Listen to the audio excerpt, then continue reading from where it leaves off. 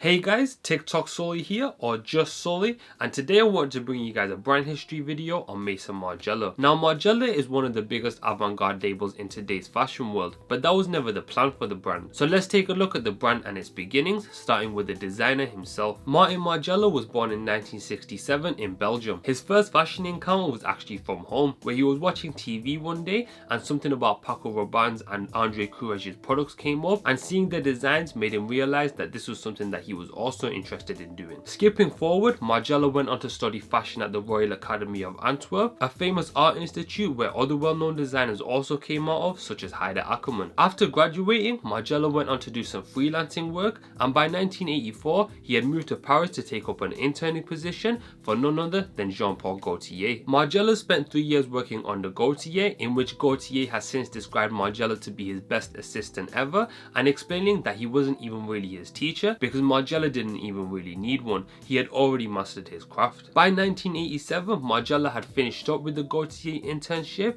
with the motivation to start his own label. So he headed back to Belgium to propose this idea to a lady by the name of Jenny Myrons, who was a close friend of Margiela's, as well as an avant-garde boutique owner, and as well as that, also a designer. She was a bit surprised by the offer, but immediately agreed to partner with him, and by 1988, the women's wear label Maison Margiela was born. In that same year, Margiela held his first runway show, and this allowed the industry to see what he was all about. His silhouettes were unconventional, and so were his shows. From his very first runway, Margiela had the identities of models covered up by getting them to wear a mask, a practice that he continually used throughout his career. Margiela also introduced his well-known tabby shoe during his first show, a footwear design that has since become associated with the Margiela brand. By 1989, Margiela was working on his third runway show for the brand, a show that has since gone down as one of the designer's most famous shows due to how unconventional it was, and as well as that, the raw emotion it brought out of people. The show was set on a rundown children's playground on the outskirts of Paris, unconventional to the traditional glamour shows that are fashion runways. The local kids of that community were also invited to the show, and Margiela wanted the kids to feel even more included, so he had them draw up the show invitations in their art classes at school. The show itself was on a first come first served basis, so the traditional buyers and VIP were forced out of the front row for the children, which naturally caused conflict. Once the show began, the children in attendance were so mesmerized by what was going on that they naturally began to play and got involved in the show with the models. By the end of it, children were being carried on the backs of models, which gave the show that feeling of raw emotion that I was talking about earlier. One particular member of the audience that this show had a massive impact on was Ralph Simmons, as he accredits this show's realness to the reason for him becoming a fashion designer. Margiela continued to produce runways for his label, and another unconventional element that he also implemented was that he refused to take bows at the end of shows. He wasn't interested in the personalities behind fashion, rather he just wanted his clothes to be recognized, and this later led him to even avoiding pictures and interviews altogether, which is why there is only such a small amount of images of Margiela on the internet, and why he also has this kind of mysterious persona about him. By 1997, the Margiela brand had revised its recognizable 4-stitch tag and introduced the number system that it still works with today, as before this, the Margiela tag was simply a plain white rectangle and was actually intended to be cut off by the wearer to make it a completely unbranded item, but I guess as time went on, a little branding was probably the best option. In 1998, menswear was introduced to the label, otherwise known as Line 10, and it's still known as Line 10 in its number system today. During this time, Margiela also found himself simultaneously working for the luxury French brand Hermes between the years of 1997 and 2003, where he also left a great impression. In the year 2000, Margiela opened their first boutique out in Tokyo, and for the fall-winter 2000 season, Margiela presented one of his most honorable collections, being the oversized collection. This was a collection that featured oversized silhouettes for all of its looks, and each item was actually tagged an Italian size 78. If you compare this to a size medium, which is an Italian 48, you can imagine just how big the garments would have been, and during this time, oversized clothing wasn't really a thing, unlike today, where it's literally a staple in people's closets, including myself. By 2002, Margiela went public and was purchased by Diesel's owner Renzo Rosso, which was the beginning of the commercialization of the brand. And at the same time,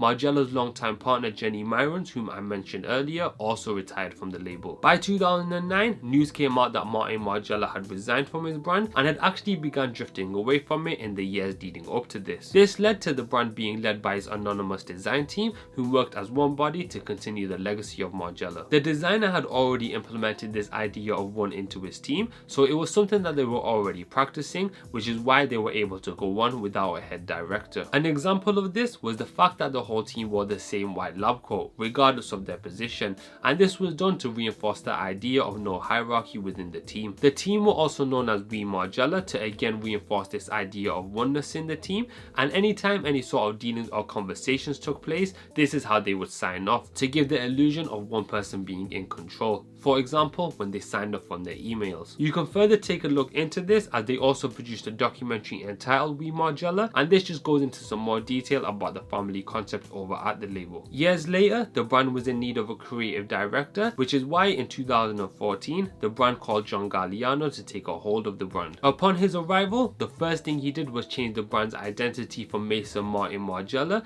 to simply Maison Margiela, which is what it still goes by today. And overall, Margiela is known for his anonymous persona that was realized into his creations, hence why the covering of the models' faces has become such a norm with the brand's runway shows, and even the idea of masks has become linked to the brand's identity. One notable example of this was when the Margiela brand partnered with Kanye West for his Jesus tour back in 2014, and something unique about this show was the fact that he wore a shimmering mask, which was of course designed by Margiela. Maison Margiela is also well known for the deconstructed take on garments, something that was initially misunderstood when the designer introduced it in Paris, but has since become a part of the brand's identity and an integral part of the fashion world, something that Margiela can be accredited with, as well as his influences being Yohji Yamamoto and Rei Kawakubo. Margiela also has an artisanal line that is part of the brand's identity, and something even more unique about this particular line is that it concentrates on using recycled products and fabrics to create new ones. Martin Margiela was big on recycling, so this was another one of his character traits that translated into his work. This was his way of breathing a fresh life into used up clothing that would otherwise go to waste,